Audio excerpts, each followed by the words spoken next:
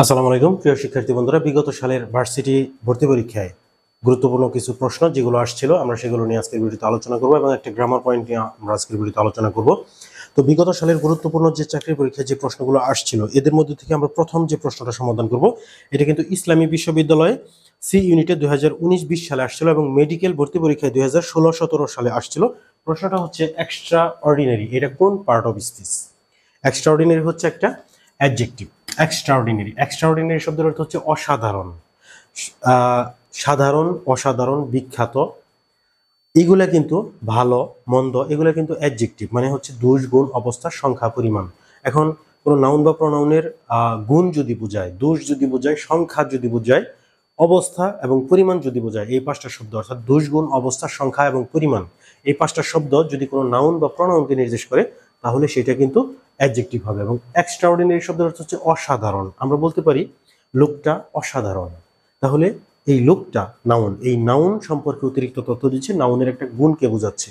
So এই extraordinary হচ্ছে একটা অ্যাডজেক্টিভ। আবার আমরা বলতে পারি the Titanic was extraordinary ship. Titanic ছিল একটা অসাধারণ একটা জাহাজ।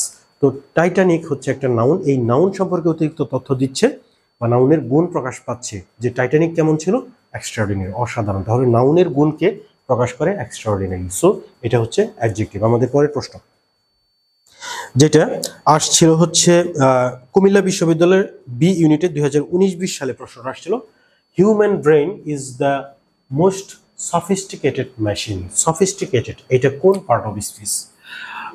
এটা হচ্ছে একটা অ্যাডজেক্টিভ। অ্যাডজেক্টিভ চেনার জন্য বেশ কয়েকটা উপায় আছে, তার মধ্যে এই যে নাউন বা প্রনাউনকে যদি নির্দেশ করে বা তাদের দুর্গুণ অবস্থা সংখ্যা পরিমাণ যদি বোঝায়, এবং আরেকটা বিষয় হচ্ছে যে দুইটা ওয়ার্ড যদি পাশাপাশি থাকে এবং দুইটার মধ্যে যদি খুব ঘনিষ্ঠ সম্পর্ক থাকে তাহলে কিন্তু প্রথম ওয়ার্ডটা কিন্তু অ্যাডজেক্টিভ হবে, দ্বিতীয় ওয়ার্ডটা হবে নাউন। অর্থাৎ এখানে মেশিন হচ্ছে নাউন, একটা যন্ত্র। সো এটা হচ্ছে নাউন এবং এই মেশিনের আগে যে ওয়ার্ডটা এটা হচ্ছে অ্যাডজেক্টিভ। এটা কিভাবে অ্যাডজেক্টিভ হলো? এই মেশিন নাউন, এই নাউন সম্পর্কে অতিরিক্ত তথ্য দিচ্ছে যে মেশিনটা কেমন, মেশিনটা সফিস্টিকেটেড। তাছাড়াও সো এটা সফিস্টিকেটেড অ্যাডজেক্টিভ। তাছাড়াও যদি দুইটা নাউনও যদি পাশাপাশি থাকে এবং একটা আরেকটার সাথে যদি খুব ঘনিষ্ঠ সম্পর্ক থাকে তাহলে কিন্তু সেটা প্রথমটা অ্যাডজেক্টিভ হয়, পরেরটা নাউন হয়। যেমন এখানে এই ওয়ার্ডটা যদি হয় ইউনিভার্সিটি আর এই ওয়ার্ডটা যদি হয় স্টুডেন্ট, ইউনিভার্সিটি স্টুডেন্ট, তাহলে দুইটাই কিন্তু আপাত দৃষ্টিতে মনে হয় নাউন, কিন্তু আসলে ইউনিভার্সিটি হচ্ছে অ্যাডজেক্টিভ, স্টুডেন্ট নাউন, কারণ এই দুইটার মধ্যে খুব ঘনিষ্ঠ সম্পর্ক, ইউনিভার্সিটি স্টুডেন্ট। আমাদের পরের প্রশ্নটা আসছিল জাতীয় কবি কাজী নজরুল ইসলাম,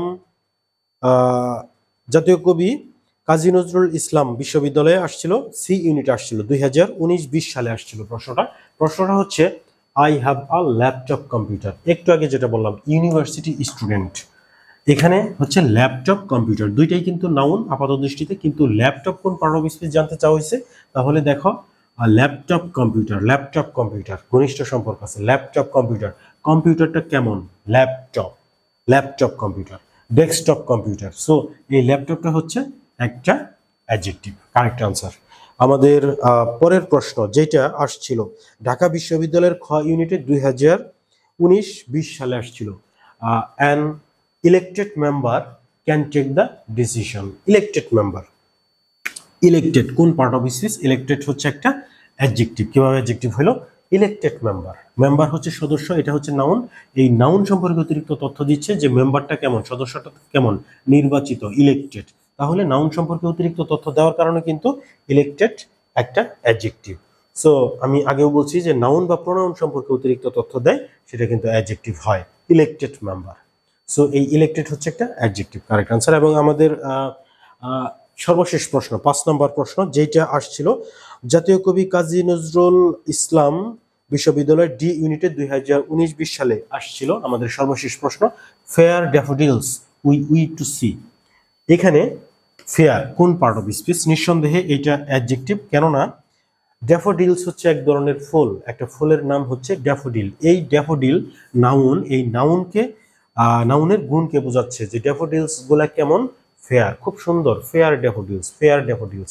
সো আমরা যদি বলি গুড গার্ল তাহলে গুড কিন্তু অ্যাডজেক্টিভ হয়, কারণ গার্ল মেয়েটার গুণ বোঝাচ্ছে, গুড গার্ল। ফেয়ার ড্যাফোডিলস নাউনের গুণ বোঝাচ্ছে, ফেয়ার। সো ফেয়ার হচ্ছে এখানে একটা অ্যাডজেক্টিভ। এবং আমরা আজকের ভিডিওতে একটা গ্রামার পয়েন্ট নিয়ে আলোচনা করব, যেটা হচ্ছে এটা একটা বিসিএস এ আসছিল প্রশ্নটা। প্রশ্নটা হচ্ছে আপনার এটা 39তম বিসিএস এ এই ধরনের প্রশ্ন আসছিল। শুধু 39তম বিসিএস না, বিভিন্ন ধরনের চাকরির পরীক্ষায়, সমস্ত ধরনের চাকরির পরীক্ষায় এই গ্রামার পয়েন্ট রিলেটেড প্রশ্ন থাকতে পারে। এবং ভর্তি পরীক্ষায় তো অনেক প্রশ্নই থাকে। যেটা হচ্ছে ভার্বাল নাউন।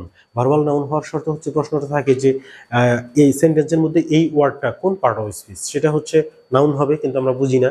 তো ভার্বাল নাউন বুঝলে কিন্তু ওই রিলেটেড ভার্বাল নাউন রিলেটেড ওয়ার্ডগুলো যে নাউন হয় এটা আমরা বুঝতে পারবো। যেমন হচ্ছে ভার্বাল নাউনের শর্ত হচ্ছে প্রথমে দ্য থাকবে, তারপরে ভার্ব উইথ আইএনজি অর্থাৎ ভার্বের সাথে আইএনজি থাকবে, এবং তারপরে অফ থাকবে। তাহলে প্রথমে যদি দ্য থাকে এবং শেষে যদি অফ থাকে এবং মাঝখানে একটা ভার্বের সাথে যদি আইএনজি যুক্ত হয়, তাহলে সেই ভার্ব উইথ আইএনজিটা কিন্তু আর ভার্ব থাকে না, সেটাই হয় নাউন। এবং এটা কি ধরনের নাউন?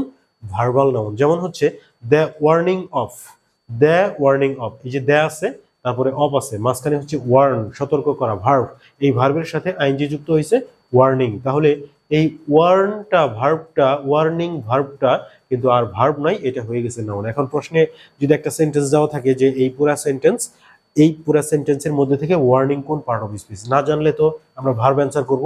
আসলে কিন্তু কারেক্ট অ্যান্সার হচ্ছে আমাদের নাউন। এবং যদি আরো স্পেসিফিক ভাবে প্রশ্ন করে যে কোন ধরনের noun, verbal noun. That's it. এই গ্রামার পয়েন্টটা আমরা জানলাম এবং 5টা গুরুত্বপূর্ণ প্রশ্ন যেগুলো বিগত সালের ভর্তি পরীক্ষায় আসছিল আমরা আলোচনা করলাম।